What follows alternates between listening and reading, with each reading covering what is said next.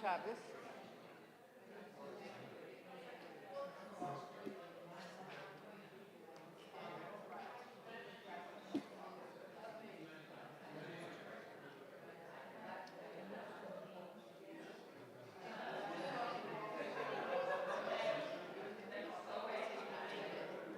Watched service last night.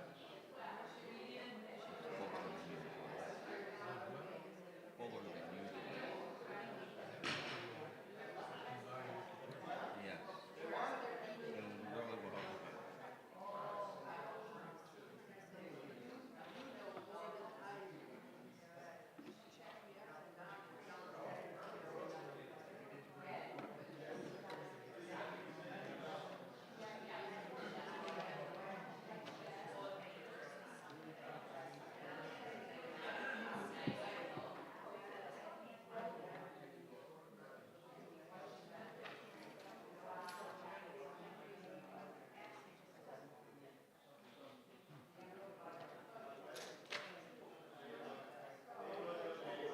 How we doing? What? That was a great service. Last night? It was nice, right? Hey, Norton, welcome back too. Disseminate these. Have you been practicing? Yeah, I got a graduate degree.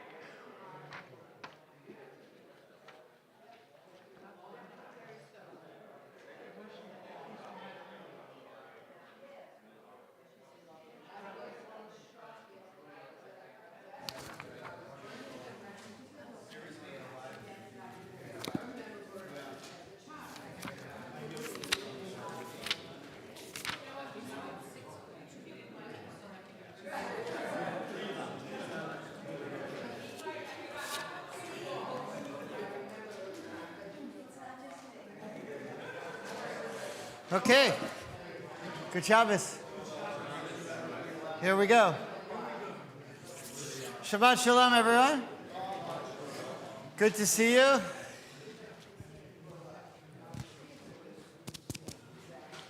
Here we go. Parshat Vayera. Yotzei L'derech. Here we go. Hi at home, everyone. Hope you can hear me. V'shamru b'nei Yisrael et ha-shabbat לעשות את השבת לדורותם ברית עולם ושמרו בני ישראל את השבת לעשות את השבת לדורותם ברית עולם ביני ובין בני ישראל אותי לעולם, אותי לעולם, ושמרו בני ישראל את השבת, לעשות את השבת לדורותם ברית עולם.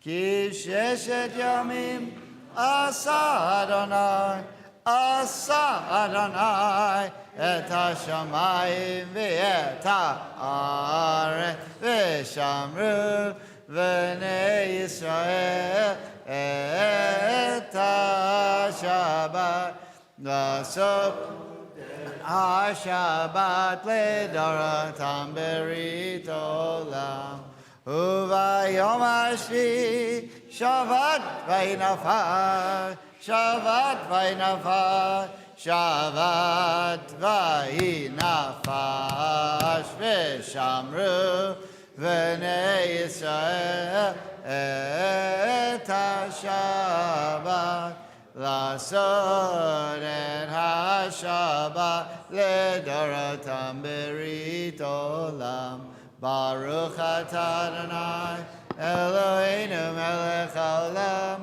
בורא פרי הגפן Amen. L'chaim.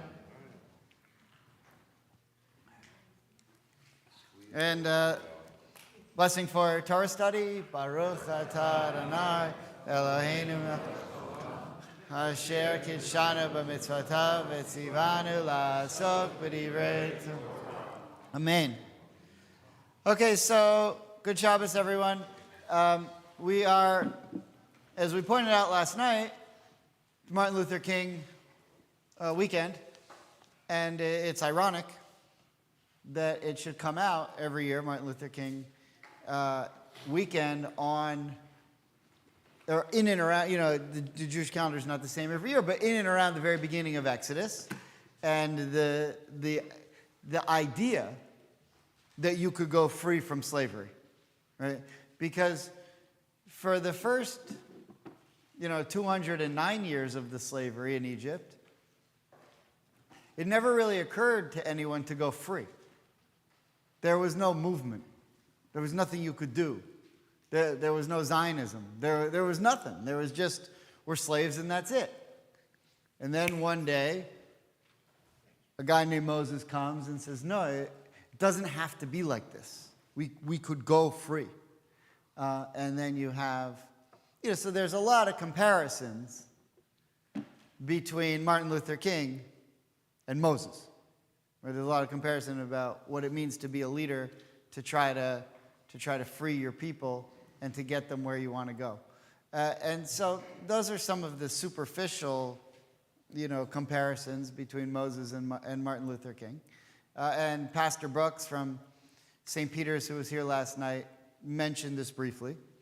But I discovered something this week in preparing for this morning that took the comparison, I think, to Martin Luther King, and not just Moses, but maybe some of the other heroes of the Torah as well, that made the connection even deeper. And I want to share that with you this morning. Now, I don't know how many of you are very familiar with Martin Luther King's last speech, which was in Memphis I think it was to the sanitation workers. Now, what he said was very prophetic. It was extremely prophetic, considering it was his last speech. But it was something that he said a lot. So, it wasn't like, if that was the only time he ever said it, it would have been unbelievable, considering it was his final speech. But he said it a little bit more often. But even still, it was prophetic. And at the end, hopefully once we've made some points clear, I'd like to play the last couple lines of that speech, because they're incredibly powerful. And it's something you could listen to for motivation. I actually, at one point, I was listening to it, and this is many years ago, and I just had it on my phone, like in my, whatever I was using to listen to music. It was like saved in there, his speech. And I would go for a jog, and instead of listening to music, I would just play the end of the speech over and over again. And I said to myself, this is probably, what other people do with my sermons is, they have them, so I know how you feel. They couldn't find a delete button. They also, yeah. So, when you're a kid, you dream of maybe hitting the last shot like Michael Jordan. But when you're a rabbi, you dream about speaking like Martin Luther King, and giving so you say to me, well, Martin Luther King. Okay, well, Michael Jordan. Not everybody is, it doesn't, but that's what you dream of, because the speeches were just, the speeches are just so perfect. Even my grandfather used to watch him to develop his speaking style. Just watch Dr. King, because it was such perfection. Probably if not the greatest speaker in American history, he's not, I never saw Lincoln live. I've seen the videos, but I've never, but they're grainy. So He had the uncanny ability to speak. Can you use the mic? He had the uncanny ability to speak to the people he was addressing. he spoke at the University of Miami when I had the privilege of hearing him speak. And now it's Shalala, the Recreation Center. And he was so erudite and so sophisticated. It was a much different kind of speech that he gave on the Capitol steps. Yeah, it's a master. Okay, so let's begin Parshat Va'era, chapter 6, verse 2. The Torah portion begins with verse 2.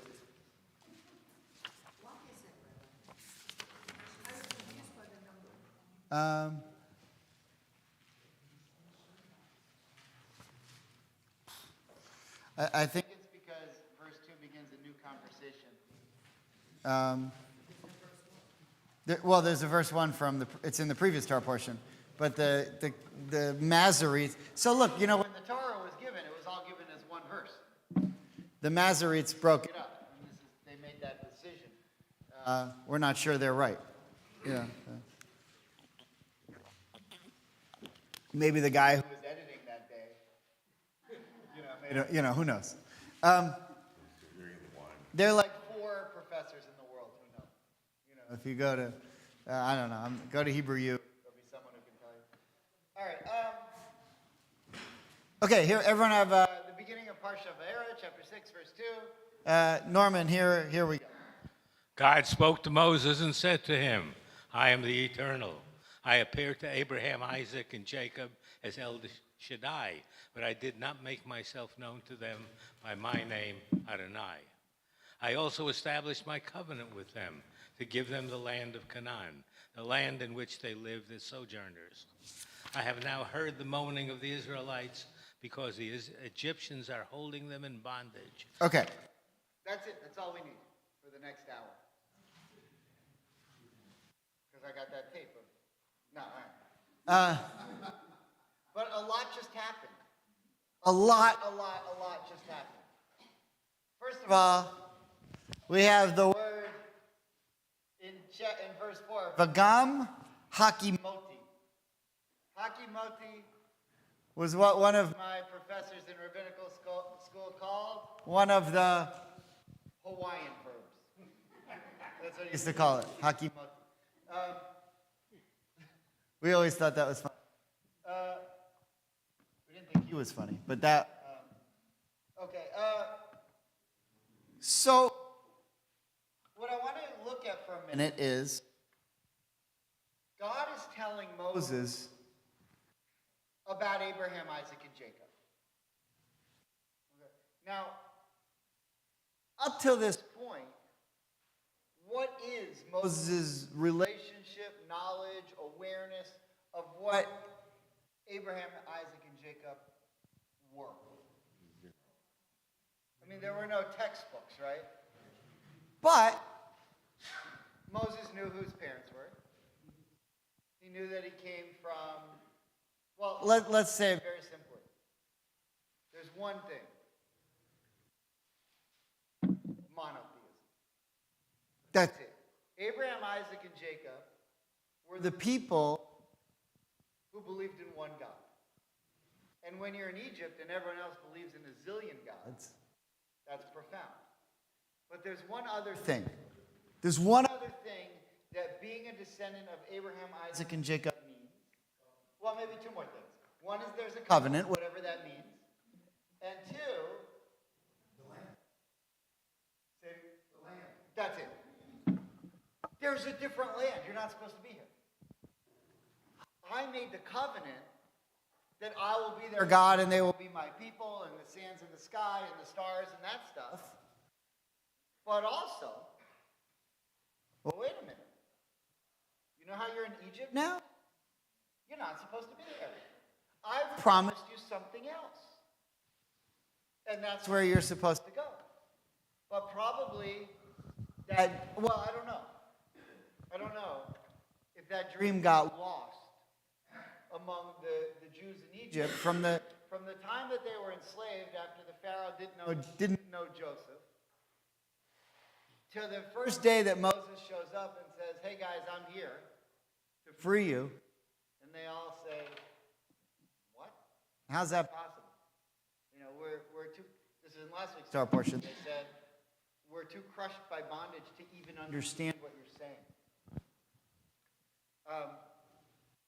Up through that whole point, were there Zionist youth groups?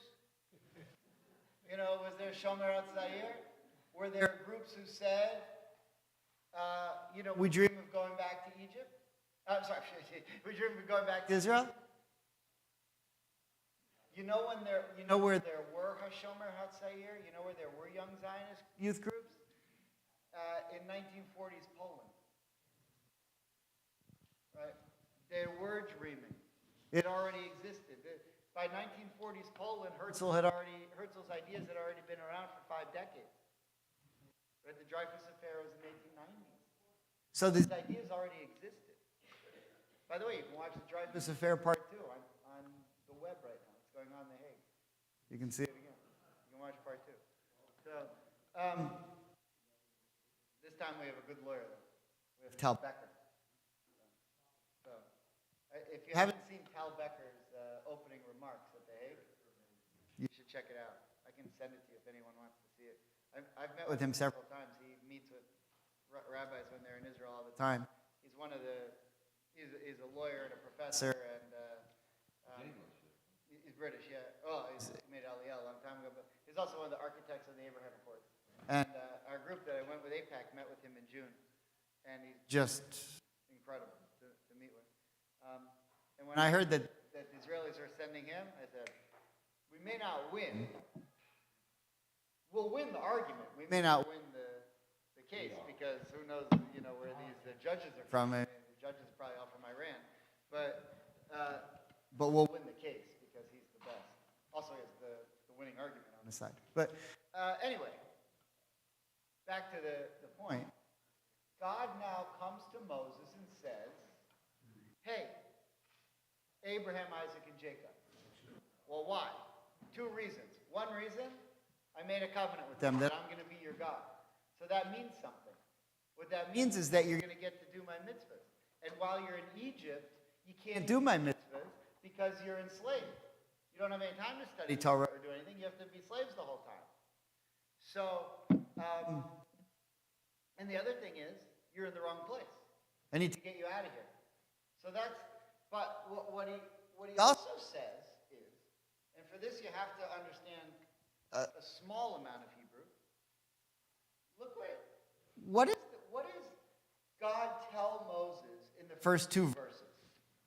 And it has everything to do with what God is called, what God's name is. Now, you live around here. You think Shaddai is a falafel shop, right? By roasters, right? That's what we know Shaddai.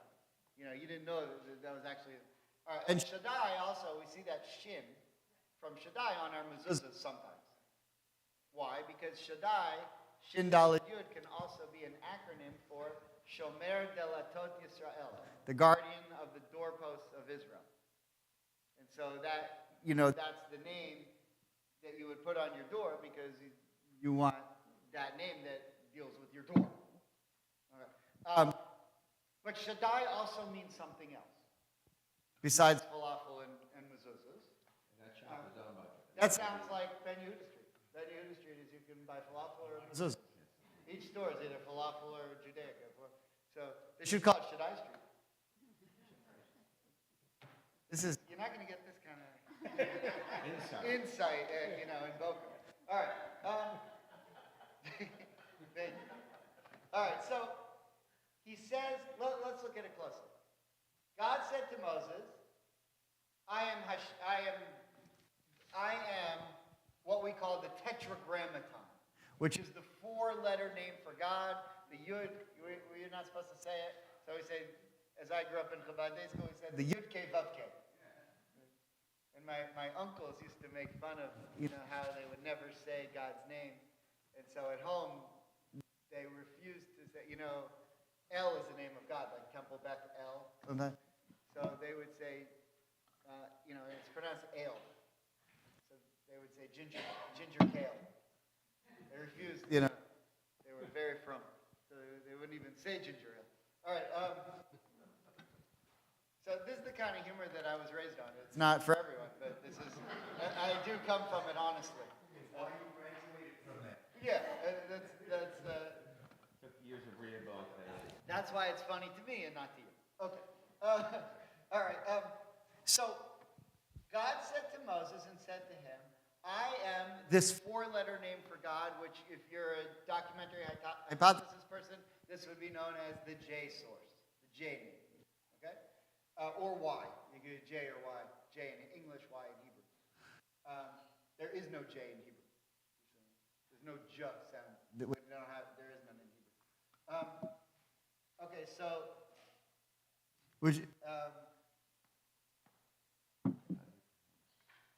and I appeared to Abraham and Isaac and Jacob as El Shaddai, a different name.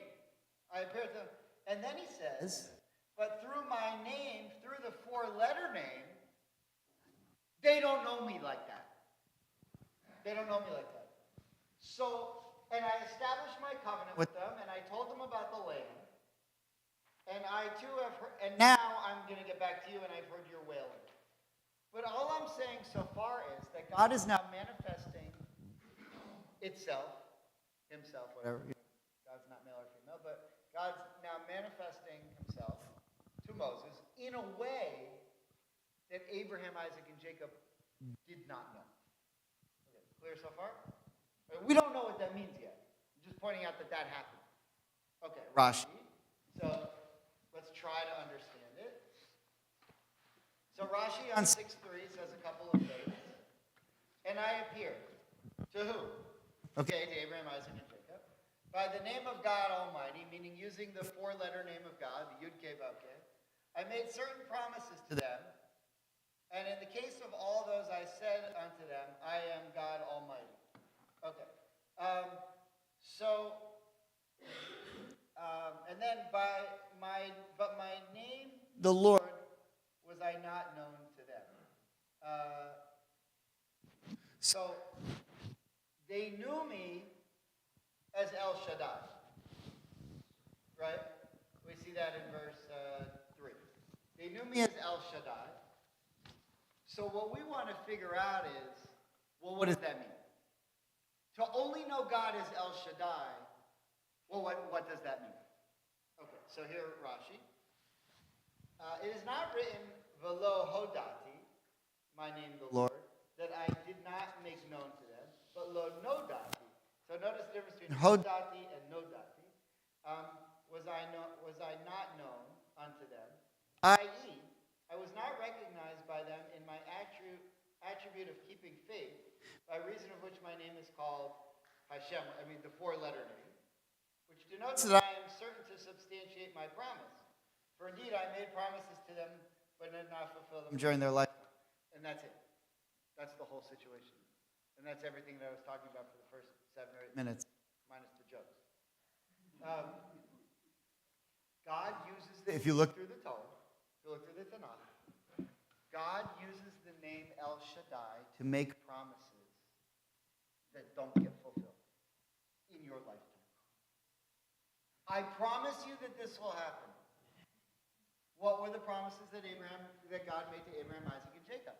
I will be a God to your people, and I will bring them to the land of Israel and establish my covenant there.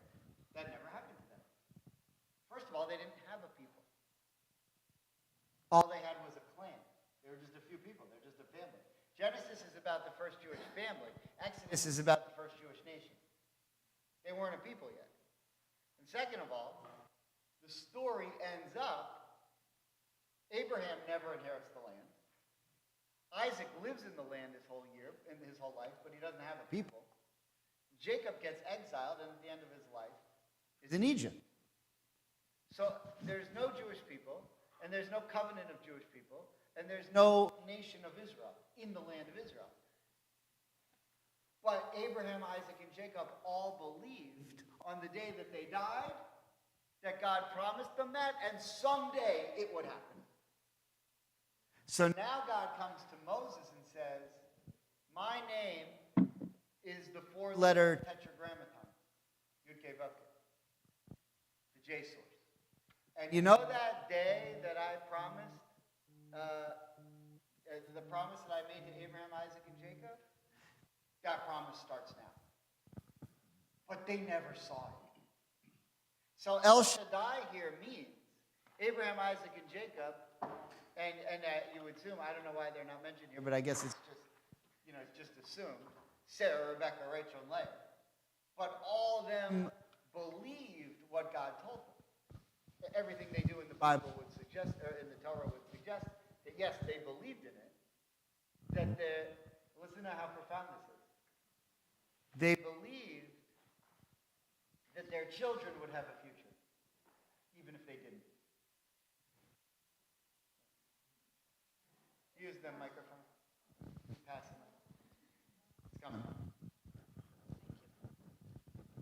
Just a question. So when God introduced himself by the other name, because he's the one making a promise that's going to happen to you and not in the future, what is the significance of not being able to speak that name or write that name? Why not? What do you mean?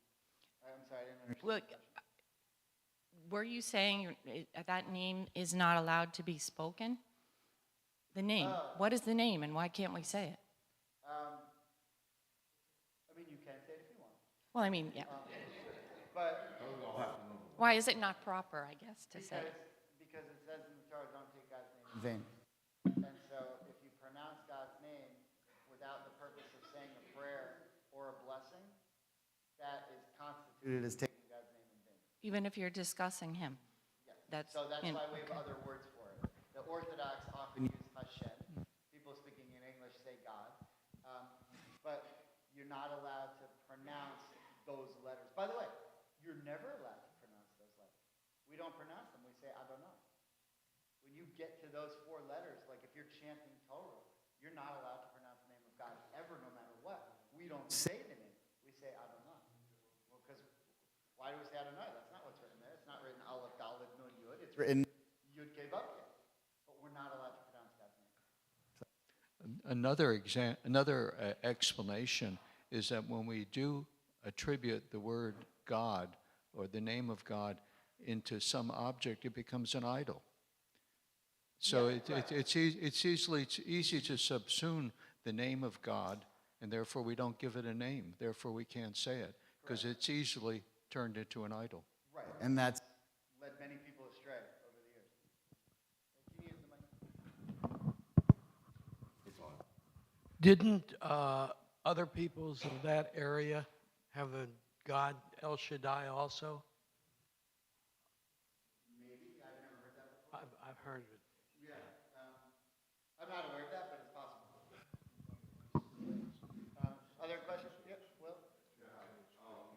What stands out to me is, in this particular reading, is that, and tell me if I'm right or wrong, and use your humor when you answer, Okay. is that God, who's eternal, speaks to us, the Jewish people, at a certain time, and makes a promise. But the promise may not be fulfilled in your lifetime. The promise might be fulfilled in your children's lifetime, great-grandchildren's lifetime, great-grandchildren's lifetime. 100%. So, if you don't believe in the next generations and what could be better for the next generation, then why bother? If you think it ends with you, then why bother? And by the way, when did Pharaoh know that he was defeated? Probably when he was drowned in the Red Sea. But other than that,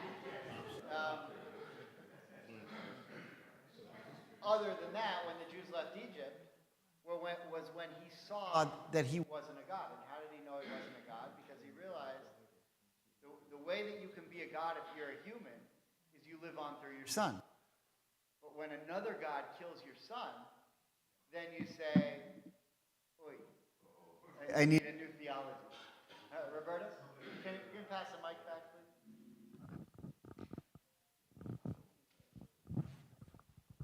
So for those of us that were in services last night, we did a lot of singing, and it was really, really beautiful. And one of the songs that the choir sang was something about God is always on time. And so he's never late, it's just his time. And to me, what we're discussing now is exactly that. He made a promise, a covenant with Abraham, and we're still creating and still fulfilling that and helping him fulfill that. So that just speaks a lot to me that we were so communal last night in prayer and song, and here we are today, and we're getting the same beautiful message. You know, we've developed a really nice friendship with them. And, you know, Pastor Brooks and I have become personal friends. And Rabbi Greengrass, Rabbi Kleppy are friends with them. But it was the first time that they sang that song, On Time God. And ironically, in the 9 years that I've been here, maybe we didn't do it 1 year for COVID, but ironically, their choir, first time yesterday that they showed up on things. Which was it was uncanny. I gotta say, if we're gonna sing a song On Time God, we better show, because they've been late every other year. But, okay. But they're coming, you know, they come right from work. We get it. Yeah. The Torah describes different ways we call to God, and each time it has a different meaning. When it refers to God as Hashem versus Yud Hey Vav Hey, it wants you to see God in another light. It's the same thing that happened with Jacob. We talked about Jacob being Israel. His name changed to Israel when he wrestled with the angel. And when we talk about him as Israel, we talk about him as the leader the progenitor of a people. And we talk about it as Jacob, we talk of it in a more personal way. 100%. Okay, I did prepare some things. And I want to take a look at one more verse.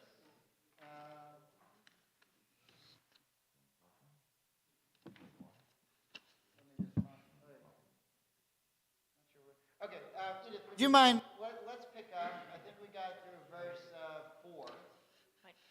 No, 5. So we're up to verse 6. We're up to verse 6.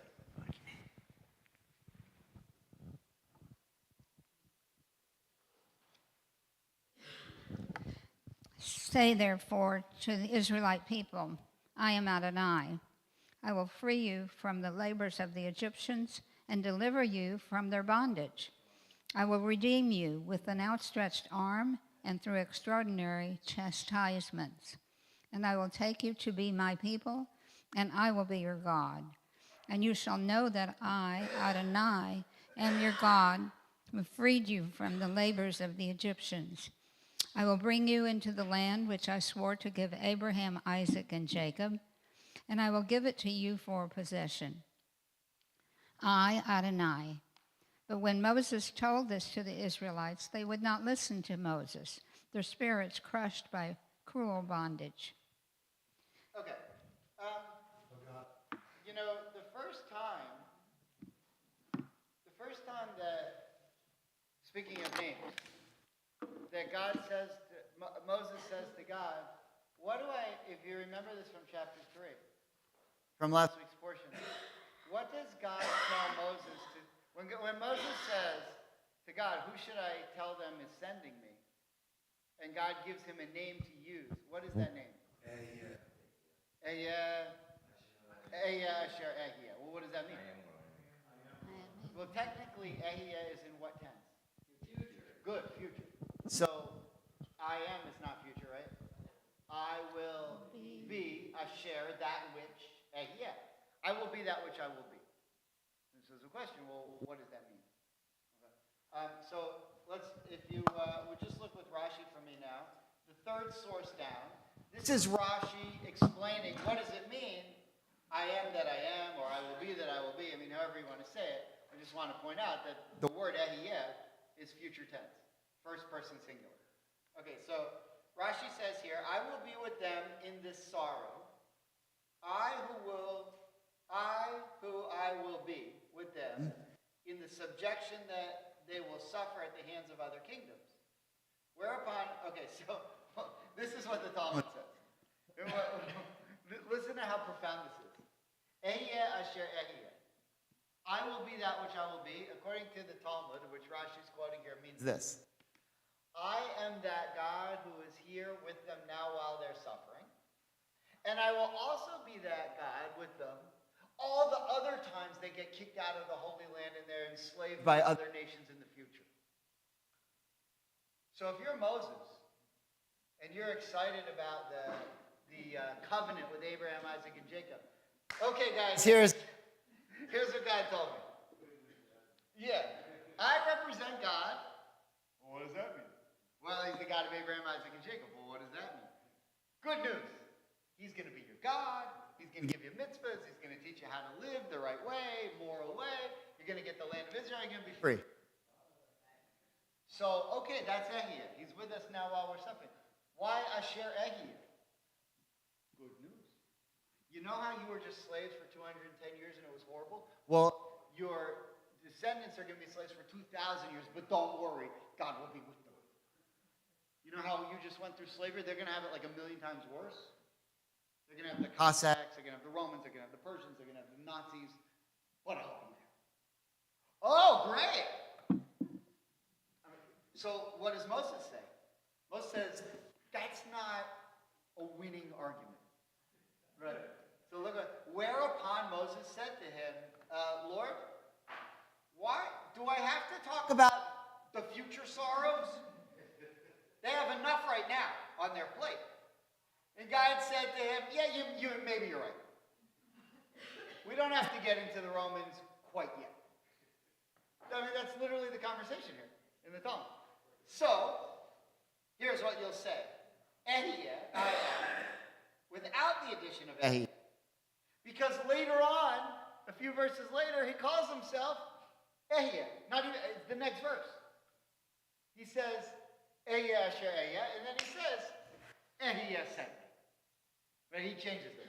He said, let's hold off on the Romans, the Greeks, the Persians, the church, the Cossacks, the Nazis. Let's leave that for the future. That's what Rashi says there. Okay. Now,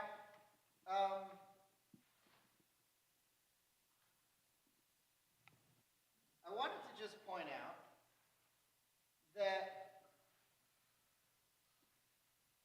there is this idea of redemption that's ongoing. That you're redeemed once, but then you're redeemed again. And that even once you're redeemed, it's not over. And so the rabbis asked this question. You know, when we have a leap year, in Judaism, we don't add a day, we add a month. And the month that we add is called Adar. And what holiday falls during Adar? Purim. It's coming up. So in a month that is a leap year, you will have Adar 1 and Adar 2, Adar Aleph and Adar Bet. So the question is, do you celebrate Purim in Adar 1, or do you celebrate Purim in Adar 2? Because the date of Purim comes twice. So the answer, halakha, is no. The reason we don't do both is because Purim carnivals are very expensive. And God knew that someday shuls would be on budgets and they could never do that. Bring out the cotton candy machine again, and it's very expensive. So it's a lot of work.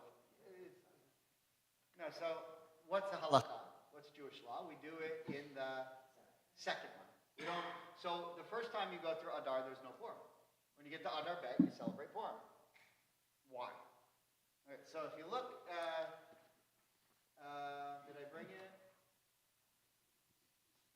I don't know if I might not have looked. Yeah, okay, sorry. I brought it from the Talmud on the top sheet, on the top of the back page, from the tractate of Megillah. Megillah is the tractate that has to do with Purim, right? You don't have to be a Talmud scholar to know that, right? Because Megillah, we read the Megillah. Okay, so Rabbi Shimon ben Gamliel maintains in each and every year, teaches that just as each and every year Purim is celebrated in Adar that is adjacent to Nisan, so too here, in an intercalated year, which means a leap year, Purim is celebrating during Adar that is adjacent to Nisan. So Nisan is the month that comes after Adar, and Nisan is the month in which we celebrate Japanese car month.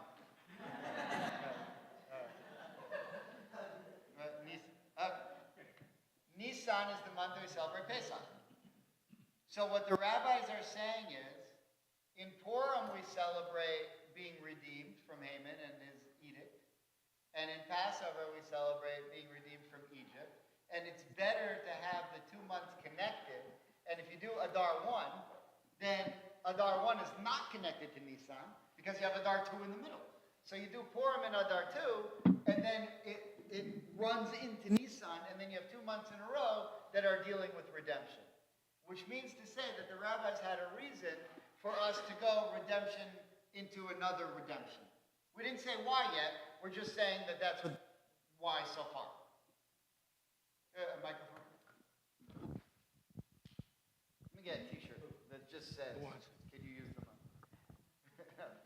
Pass the mic.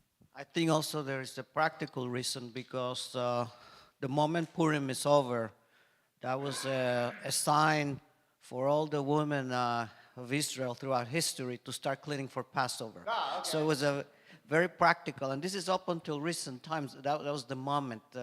And it was a heavy-duty cleanup of all the houses, of everything that was in the houses.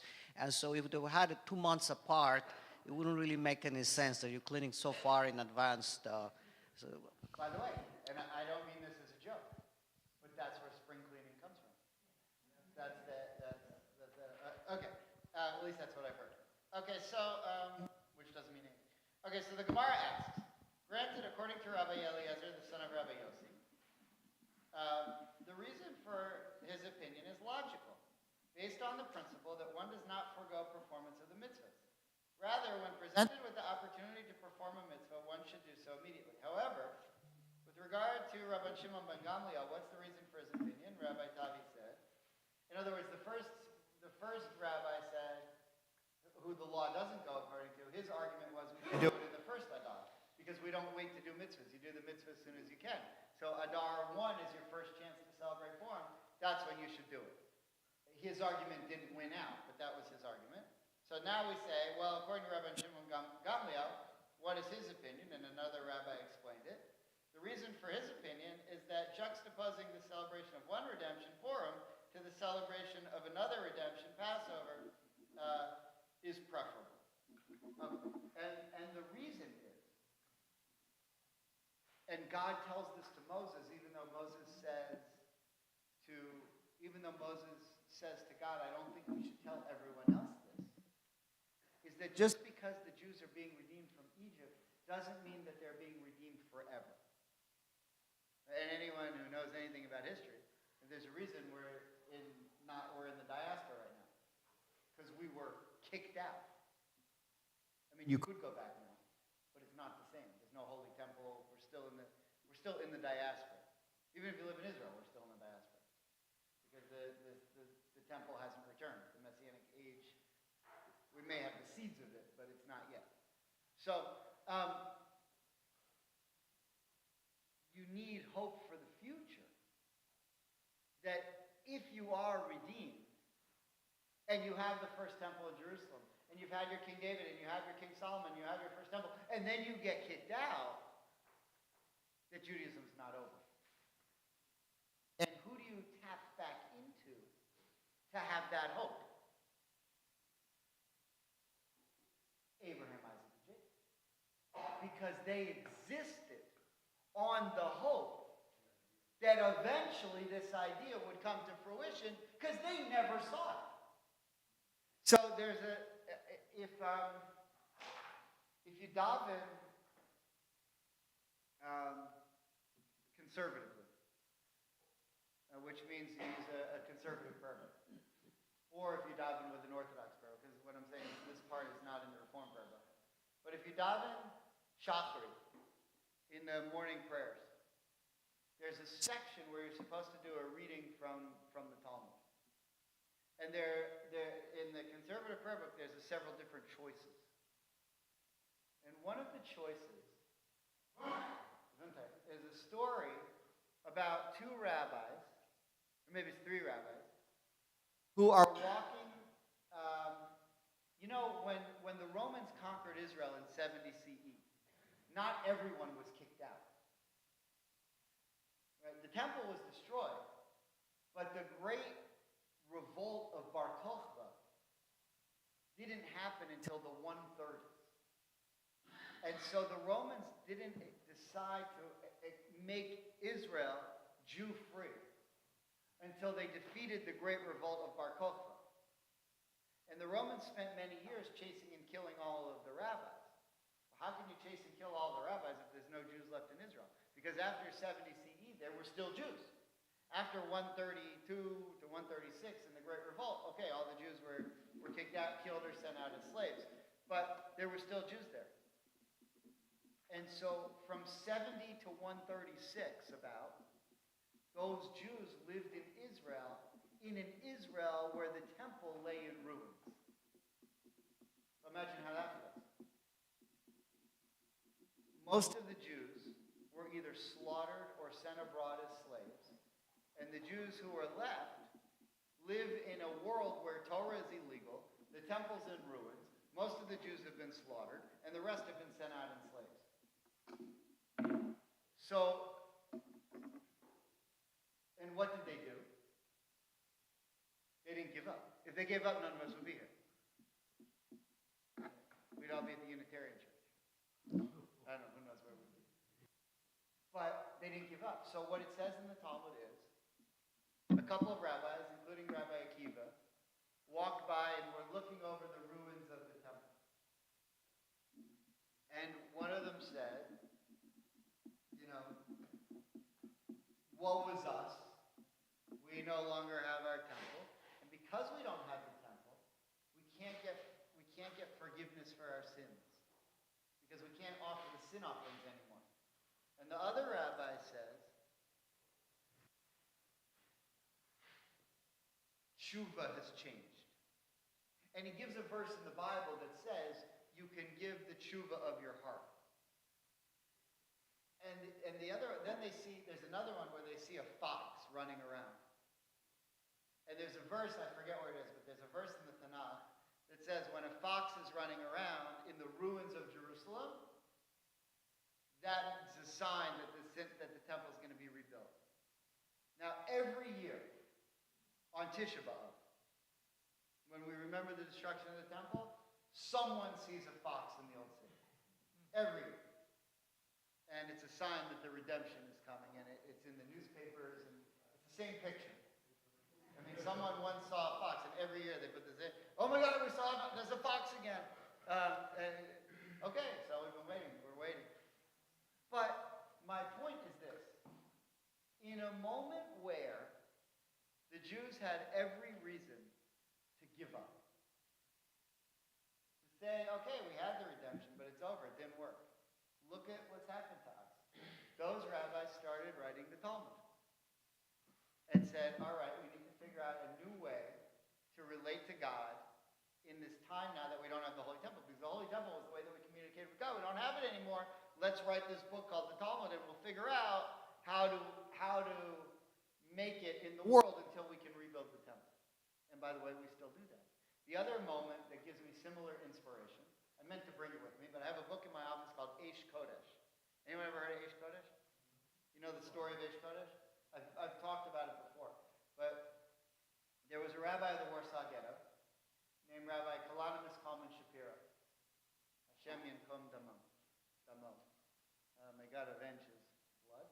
He was killed by the Nazis, but he was one of the great leaders of the Warsaw Ghetto. There were a lot of great rabbis in the Warsaw Ghetto, but he was one of them. And he wrote, every Shabbos, people would come to him and he would give sermons. And he gave these incredible Dvar Torahs. And he didn't have a rabbinic library, and he didn't have Sepharia, he didn't have anything. But he would quote all of Chazal, all of the Talmud from memory.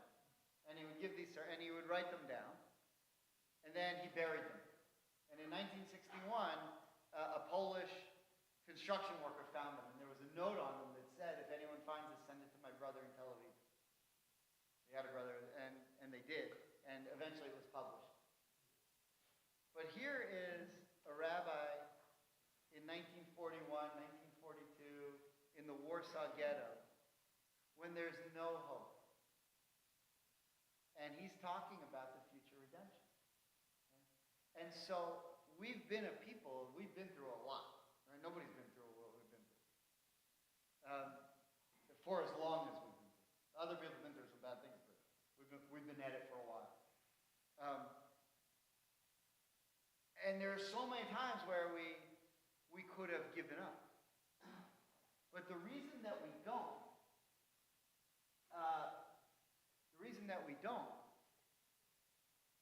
is because we're the people of Tikva. We're the people of hope. That no matter how bad things are, we have this God who made this promise to us that he's going to be there for us. And so even in our most darkest moments, not only did the Jews not turn away from Judaism, but they went into it deeper. And so you see, throughout our history, there are all of these moments when things got really dark that we innovated even more. So for example, when the first temple was destroyed, when the second temple was destroyed, the first temple was destroyed, we had prophets to inspire us. And they did, and then Esther came and freed us and so forth. But second temple was destroyed, the rabbi said, okay, we're going to create Talmudism. And after a while, things were getting really bad, and the Jews needed new inspiration, and a movement of Kabbalah came about. And after a little bit more time, a movement of Hasidism came about. And after a little more time, things were getting bad again, a new movement called Zionism came about. And we continue to come up with movements that are rooted in who we are and what the promises that have been made to us, that Abraham, Isaac, and Jacob knew about but never got to experience. Okay, so now, having said all that, listen to these words. Okay, so having said, let me just make it clear. Okay. The irony of Martin Luther King weekend coming out when we begin Exodus, and the connection between the language that Martin Luther King used and Moses, and the way his community saw him and Moses, and the idea of being freed from slavery and Moses. When you consider that irony, and then you consider what we just talked about, that Moses is the first person that God says. By the way, you know who also is never going to get to see the dream? Moses. He doesn't get to go into the land of Israel. But what does Moses get to do? He doesn't get to go into the land of Israel, but he does get to see it. He does get to see it. So, Moses, there's an inversion between Moses and Jacob. Jacob is in the land of Israel, but never has the Jewish people, and never sees the Jewish people in the land of Israel. Moses never goes into the land of Israel, but he sees the land of Israel. So they sort of had different tracks. Okay, so given all of that, of the idea of, I don't want to give it away, but the idea of there's a dream, there's Abraham, Isaac, and Jacob, and there's Moses, who say, I may not get there with you. Clear so far? All right, listen. Well, I don't know what will happen now. We've got some difficult days ahead. But it really doesn't matter with me now, because I've been to the mountaintop. I don't mind. Like anybody, I would like to live a long life. Longevity has its place. But I'm not concerned about that now. I just want to do God's will. And he's allowed me to go up to the mountain. And I've looked over, and I've seen the promised land. I may not get there with you, but I want you to know tonight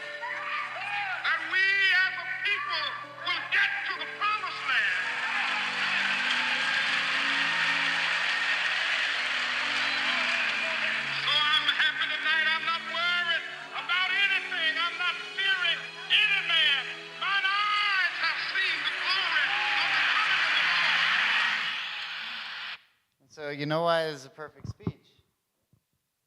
Because it had been given once before.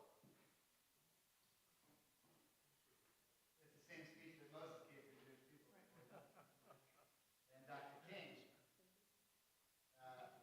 was able to tap into a prophecy to be able to say to his people the same thing that Israel says to its children on October 8th. We haven't gotten to the promised land. We haven't perfected what we're trying to do. But we're the people who always believed when the first temple was destroyed, when the second temple was destroyed, in cellars and basements where Jews gathered in the Warsaw Ghetto, and on October 8th, that eventually we'll get there, just like Abraham, Isaac, and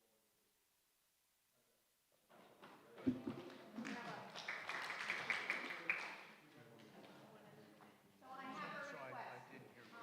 I just got back from Israel yesterday morning, and we met with Rachel Coleman and John Goldberg, who are the parents of Hirsch Goldberg. And tomorrow marks the 100th day since October 7th. And they are asking that everyone take a piece of masking tape and put the number 100 on it. Rachel has been wearing the number every day. And take a picture of yourself and post it on social media. If you do that, if you don't, then figure out how you can do it that day. Because the world is starting to forget about the hostages, about what happened on October 7th. Is trying to paint a different narrative of it.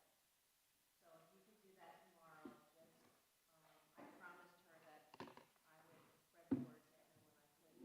And this is an existential moment for Israel. I mean, I'm amazed that every week we read a portion that has to do exactly with what they're going through today. But there is a threat that Israel will not be the same country that it was prior to October 7th, and we have to help them keep that from alive. The world is moving, the press and media is moving on to Yemen. Yep. And they're suffering every moment, every second. Yeah, but it's deliberate. That's the way the world works. That's true. That is true. That's the way the world works.